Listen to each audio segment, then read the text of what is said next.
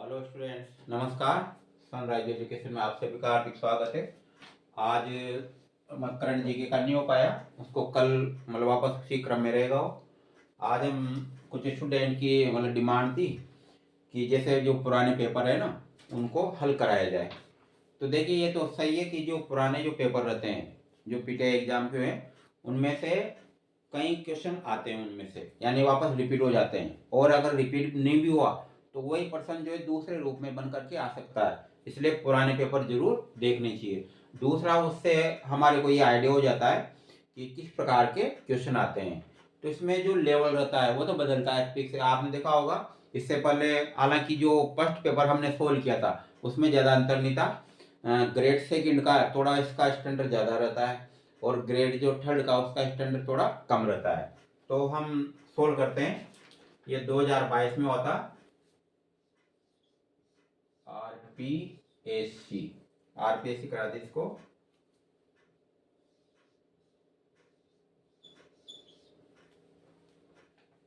Grade second.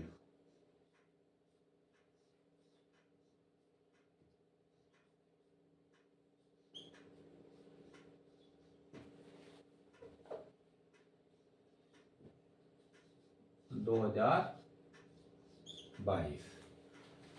तो इसमें मैंने पहला और दूसरा क्वेश्चन देखा। तो एक टॉपिक है जो रीढ़ की हड्डी से संबंधित, जो मतलब ये मतलब कुरीतियाँ रहती है या रीढ़ की हड्डी में जो प्रॉब्लम आती है उससे संबंधित क्वेश्चन जो है ना काफी बनते हैं। तो उस वाले पेपर में भी थे, और इसमें भी लगातार दो क्वेश्चन, पहला और दूसरा क्वेश्चन उसी रीढ़ की हड्डी की जो अवस्था है उसके आधार पर बन रहे हैं। तो इसका पूरा जो टॉपिक है महत्वपूर्ण है मतलब ये। और तो इसको कल मैं कोशिश करूंगा सोल्व कराने की। उसमें आपके बहुत सारे क्वेश्चन कंप्लीट हो जाएंगे। तो आज तो ज़्यादा टाइम नहीं मिला, तो ये इसी को आगे बढ़ाते हैं। तो देखिए, इसमें नंबर एक क्वेश्चन में रीढ़ की हड्डी के निचले क्षेत्र की, रीढ़ की हड्डी के निचले क्षेत्र की, निचले क्षेत्र की बड़ी हुई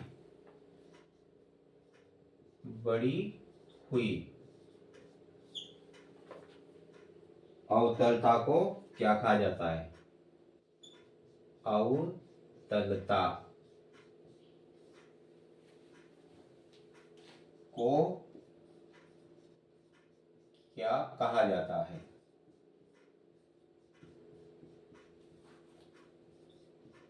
तो बहुत से तो कैसे होते हैं कि ठीक है ये 3-4% ही है, इनको तो कैसे आकलन है। लेकिन इन प्रश्नों में क्या होता है कि जो ऑब्जेक्टिव दिए दिए हुए होते हैं उनमें से अपने आप में एक क्वेश्चन बनता है।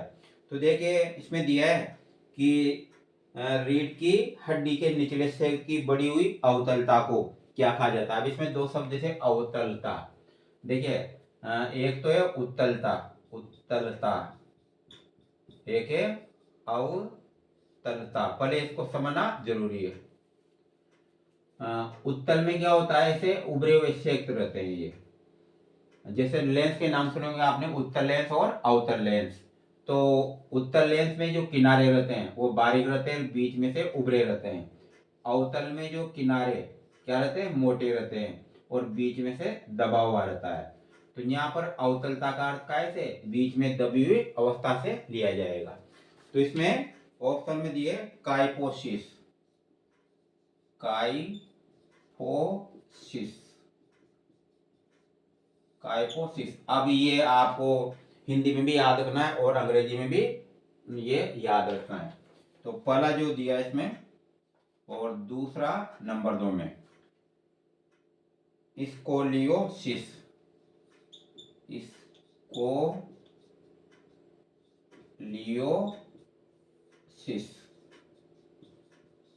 बताने में तो मैं आपको इसका एक फिक्स उत्तर बता देता अभी भी, लेकिन हमारे को ये भी समझना है और दिए, क्योंकि ये जरूरी कि पर्सन उसी का वापस तो आएगा नहीं, इस रूप में तो नहीं आएगा, ये तो मतलब पूरा पक्का है मतलब एक तरह से। लेकिन अगर ये नहीं आया, इसकी जगह ये आ गया, तो इस प्रकार से ये देखना है ये। इसके बाद में लोर्डोसिस।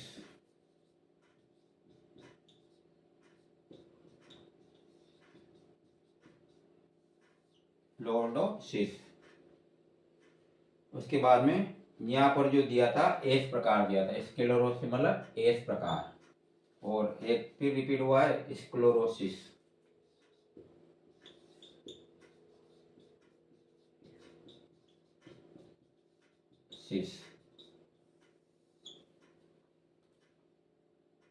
इसको यूं भी कहा जाता है स्कोलियोसिस। स्कोलियोसिस मतलब दोनों का अर्थ एक ही निकलता है ये। और इसमें प्रकार में दिया है सी प्रकार। सी प्रकार। तो रीढ़ की हड्डी के निचले क्षेत्र की बढ़ी हुई अवतलता को क्या कहा जाता है? इनमें से आपको एक बताना है क्या कहा जाता है। अब दोस्तों को पता नहीं होगा, और चाहे जिन्होंने तैयारी कर रखी है जयपुर या जोधपुर, देखें वो भी, अब अगर आपका कंप्लीट उत्तर याद तो तुरंत आपको आ गया होगा, लेकिन मतलब कुछ ही होंगे, हो सकता है सबकी किसी को तो मतलब पता होगा। पहले अब मैं इनके अर्थ लिखता हूँ, होता क्या है, पेपर में नहीं है लिखा हुआ, तो मैं तो खुद आपकी नॉलेज के तौर पर लिख रहा हूँ। तो इसका अर्थ है कुबड़ापन। कुबड़ापन अगर ये आ जाएगा हिंदी का तो समझ ही जाओगे आप, तो फिर वो पूछेगा थोड़ी, फिर ये तो मैं लिख रहा हूँ आपकी नॉलेज के लिए। और उसी प्रकार से रीढ़ की वक्रता। रीढ़ की वक्रता यानी रीढ़ की हड्डी का मुड़ना। इसके बाद में लॉर्डोसिस में अस्थि वक्रता। अस्थि वक्रता।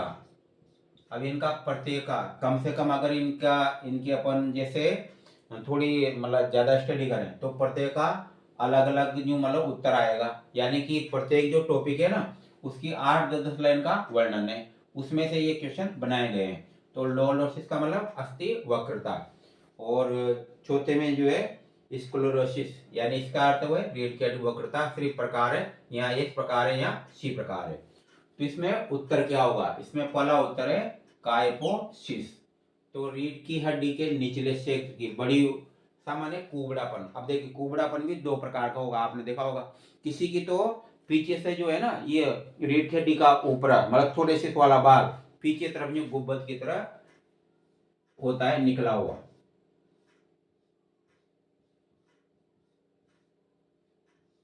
यानी ये वाला हिस्सा है ना न्यू उभरा हुआ रहता है पीछे की तरफ ऐसे ही।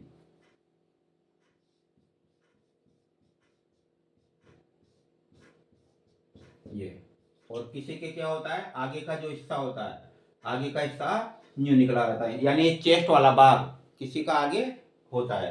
तो इसको कहते हैं कुबड़ापन। ये दो प्रकार का, एक तो अग्र कुब्जिता कहते हैं और एक को पश्च कुब्जिता कहते हैं। याद रखना दोनों का मतलब, आगे की तरफ अग्र कुब्जा, पीछे की तरफ जो अगर मुड़ा है तो पश्च कुब्जिता, यानी कुबड़ापनी अग्र कुबड़ापन और पश्च कुबड़ापन। तो इसमें उत्तर क्या रहेगा?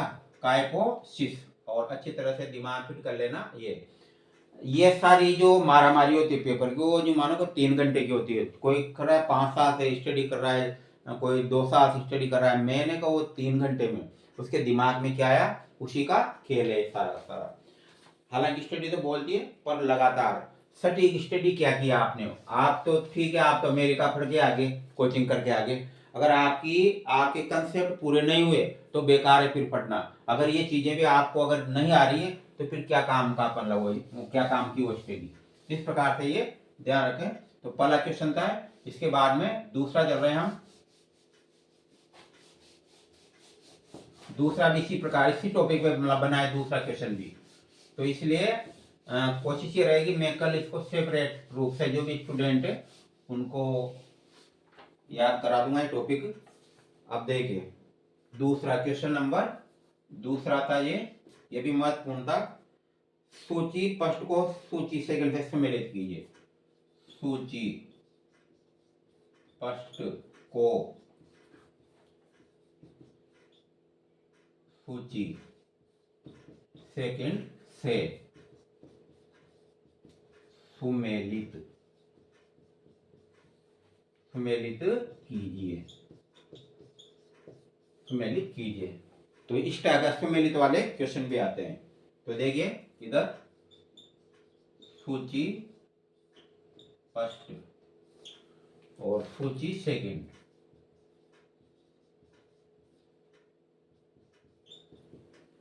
तो सूची फर्स्ट में दिया है, वहां याद रखना एक के बाद होता, मतलब यानी सूची फर्स्ट थी, सूची सेकंड नीचे थी। तो पहला है सूची फर्स्ट में लोर्डोसिस,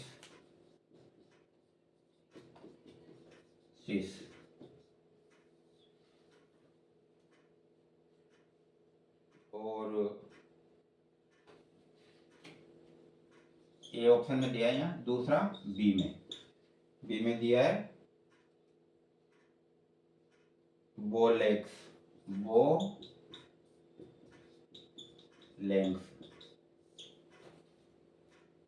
इसके बाद सी दिया है काइफोसिस, अभी आ रहा था ना वो, काइफोसिस।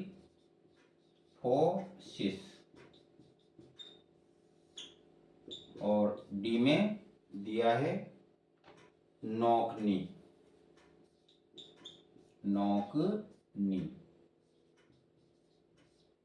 इनको सूची से सम्मिलित करना है। तो इसमें दिया है पहले में थोरेक्स बाग का आगे की ओर झुकना, इसका नीचे लिखता हूं मैं सूची, इसमें सेकंड में इधर इनका अर्थ लिख देंगे पहले। तो सूची सेकंड, तो इसमें दिया है थोरेक्स बाग का आगे की ओर झुकना, नंबर 1 में थोरेक्स बाग का आगे की ओर झुकना। तो अब थोरेक्स में चक्कर पड़ा हुआ, ये तो ग्रीवा वाला भाग कहलाता है। ग्रीवा के नीचे कौन सा भाग होता है? थोरेक्स वाला भाग होता है, जिसमें मतलब ये पसलियां आ जाती है। थोरेक्स भाग का आगे की ओर झुकना। और इसके बाद में दूसरा दिया है श्रोणी का आगे की ओर झुकना, श्रोणी भाग, श्रोणी का आगे की ओर झुकना। हमारे शरीर में दो मेखलाएं रहती है, अंश मेखला और श्रोणी मेखला। अंश मेखला में तो दोनों हाथ, मतलब दोनों कंधे और हाथ आते हैं, और श्रोणी मेखला में दोनों खुले और पैर आते हैं। तो ये याद रखना। तीसरा है जेनुवल्गम,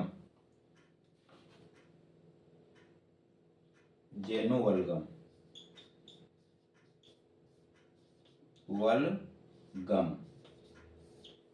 और चौथा दिया है जेनुवरम,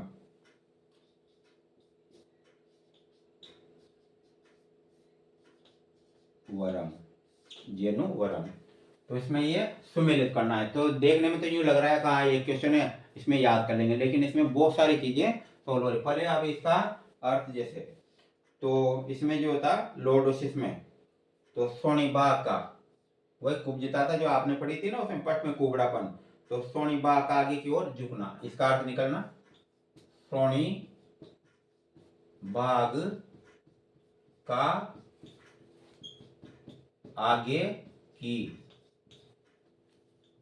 ओर झुकना, आगे की ओर झुकना। और बोलेक्स, इसका मतलब है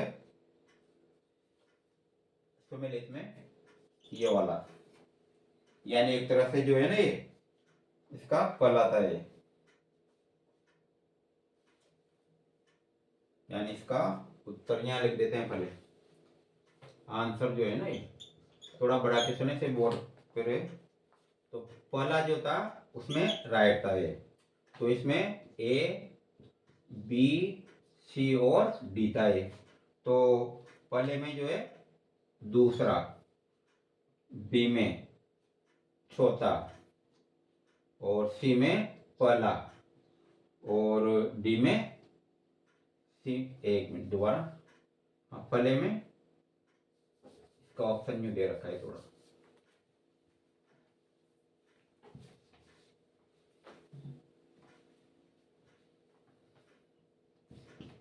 पला रहता तो ए में दूसरा, बी में चौथा, और सी में पला, और डी में तीसरा।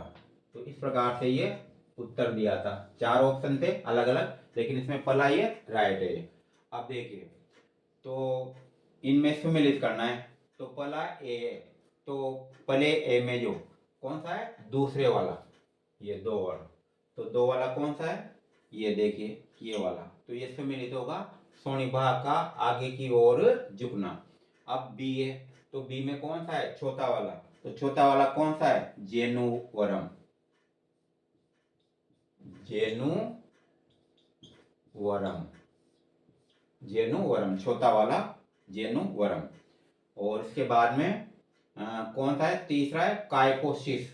तो काइपोसिस तीसरे में दिया है, तो उसमें आपने देखा होगा सी वाला। तो सी में कौन सा है, पहला। तो पहले में क्या है, थोरेक्स, बाग का आगे की ओर झुकना।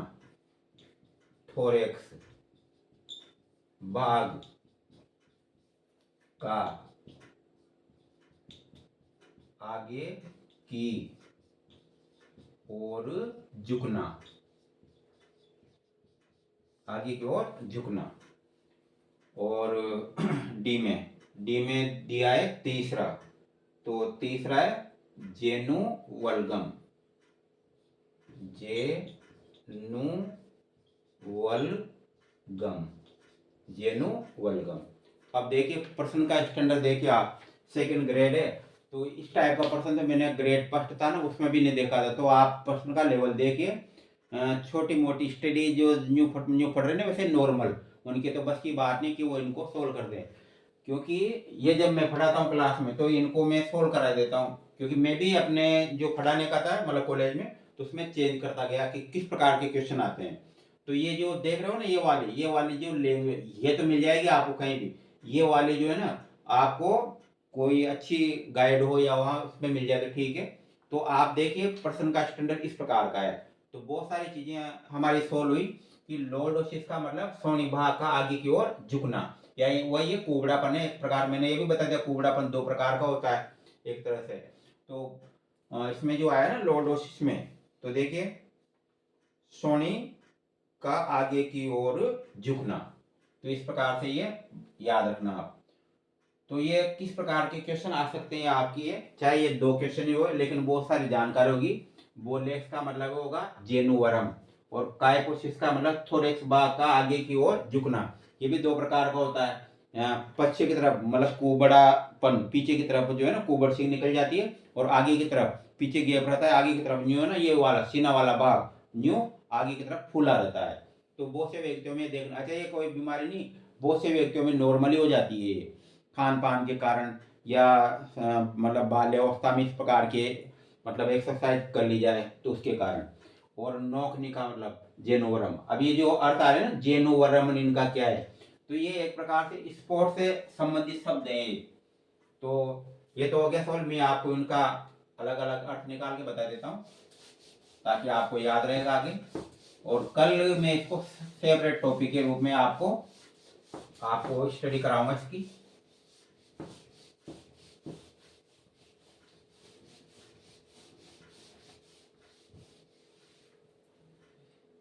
देखिए,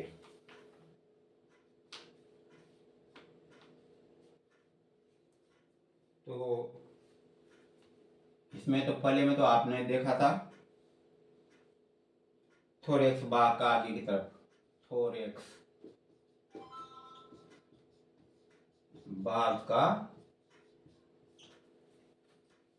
आगे की ओर झुकना,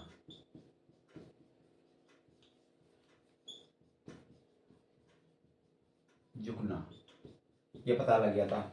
दूसरा है सोनी बाग का आगे की तरफ झुकना, और ये शब्द जो आपको याद रखने हुए जेनुवल्गम। दूसरा भी याद है आपको, अभी मैंने लिखा था उसमें सोनी बाग का आगे की तरफ झुकना, सोनी भाग का आगे की ओर झुकना।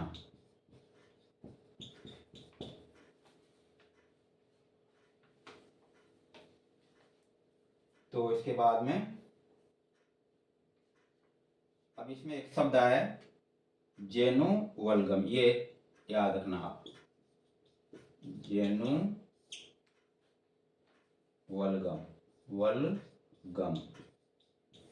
इसका अर्थ होता है घुटनों का मुड़ना, घुटनों का मुड़ना। जो घुटने होते हैं ना ये मुड़ जाते हैं, और इसको नोक नीज भी कहा जाता है। इसको क्या रखना, नोक नीज, नोक नीज भी कहा जाता है। और छोटा जो शब्द है उसका अर्थ बिल्कुल आप याद रखना, जेनु वरम, जेनु वरम। इसका अर्थ वही होता है घुटनों का बाहर की ओर मुड़ना। इसमें जैसे घुटने है ना मुड़ना, अब ये अंदर मुड़े साइड में मुड़े, इसका अर्थ है। लेकिन जो इंडिविजुअल निकलेगा ना जेनु वरम, उसका बाहर की तरफ मुड़ना, यानी न्यू आगे की तरफ मुड़ना। तो घुटनों का बाहर की ओर मुड़ना, घुटनों का बाहर की ओर मुड़ना, या दोनों घुटनों में जगह होना। घुटनों में जगह होना। अगर व्यक्ति खड़ा हुआ है ना तो घुटने इस टाइप से यूं गैप रहेगा दोनों घुटनों के अंदर, इस प्रकार की अवस्था थी। तो ये एक टॉपिक ही अपने आप में एक क्वेश्चन है। तो आपने माना पहला दूसरा क्वेश्चन ही सोल्व हुआ है, लेकिन आपने देखा था कितना पहले दूसरे क्वेश्चन का कितना अच्छा स्टैंडर्ड मानी है, और कितना देखा जाए तो कितना हार्ड रूप से ये क्वेश्चन बन सकता है। तो इस प्रकार से ये क्वेश्चन थे। और बाकी मैं सोच रहा हूँ कि इसी का जो है ना पूरा जो टॉपिक है रीढ़ की हड्डी की जो वक्रता से संबंधित है उसको कल सोल्व करा दिया जाए। इस प्रकार से कल स्टडी करेंगे। बाकी आज इतना ही काफी है।